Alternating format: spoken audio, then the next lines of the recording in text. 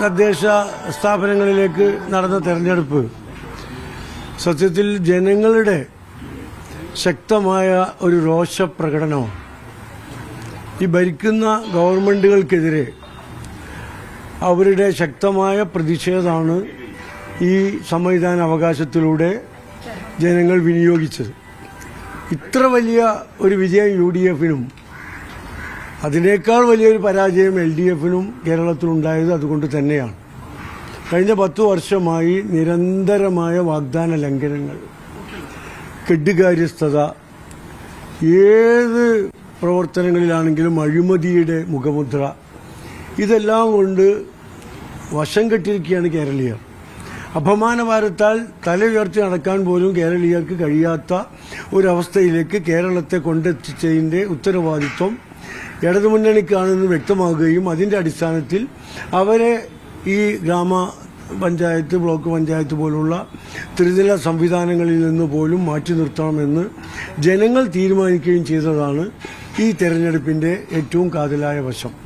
UDF അവരുടെ ചിന്തകൾക്കൊപ്പം നിന്നു, അവരുടെ ചിന്തകൾ ഒന്നുകൂടി ഓർമ്മപ്പെടുത്താൻ സഹായിച്ചു എന്ന് മാത്രമേ ഈ തെരഞ്ഞെടുപ്പിൽ ഉണ്ടായിട്ടുള്ളൂ.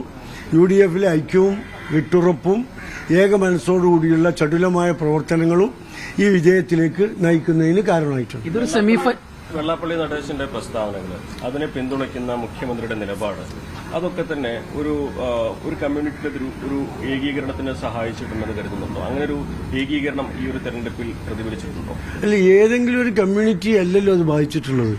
കേരളത്തിന്റെ പൊതു മനസ്സിനെയല്ലേ, മതേതര കേരളത്തിനെയല്ലേ. കാരണം വികസന പ്രവർത്തനങ്ങളോ ജനക്ഷേമ പ്രവർത്തനങ്ങളോ മുന്നിൽ വെച്ച് ജനങ്ങളെ അഭിമുഖീകരിക്കാൻ കഴിയില്ല എന്നുള്ളതുകൊണ്ട് വിദ്വേഷവും വർഗീയതയും ജാതി സ്പർദ്ധയും ഒക്കെ കൊണ്ടുവന്ന് ജനങ്ങളെ ഭിന്നിപ്പിച്ച് വോട്ട് നേടാമെന്ന മാർക്സിസ്റ്റ് പാർട്ടിയുടെ ശ്രമമാണ് വെള്ളാപ്പള്ളിയെ പ്രോത്സാഹിപ്പിക്കുന്നതിലൂടെ കേരളം കണ്ടത്. കേരളത്തിലെ മതേതര ചിന്തയുള്ള മുഴുവൻ മനുഷ്യരും അതിനെതിരെയുള്ള അവരുടെ പ്രതിഷേധം അടക്കി വെക്കുകയും ഒരു സന്ദർഭം കിട്ടിയപ്പോൾ അത് ശക്തമായി ഉപയോഗിക്കപ്പെടുത്തുകയും ചെയ്തു. അതുകൊണ്ടാണ് വെള്ളാപ്പള്ളി നടേശന്റെ സ്വന്തം വാർഡിൽ പോലും അദ്ദേഹത്തിന്റെ പിന്തുണച്ച സ്ഥാനാർത്ഥി, LDF-ന്റെ സ്ഥാനാർത്ഥി പരാജയപ്പെട്ടു പോയത്. അല്ല, വെൽഫെയറിന്റെ പിന്തുണ വന്നതോടെ ഒരു മതധ്രുവീകരണം എന്ന വിലയിരുത്തലാണ് ഇടതുപക്ഷത്തിന്റെ ഭാഗത്തുണ്ടാകുന്നത്. എങ്ങനെ കാണുന്നത്? അതൊക്കെ വ്യാജ പ്രചാരവേലകളാണ്.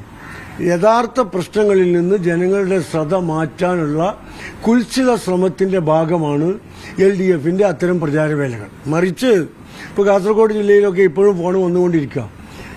SDPI-യുമായിട്ടായിരുന്നു മാർക്സിസ്റ്റ് പാർട്ടി സഖ്യം ചെയ്തിരുന്നത്. PDP അവരുടെ പരസ്യമായ സഖ്യ കക്ഷിയാണ്.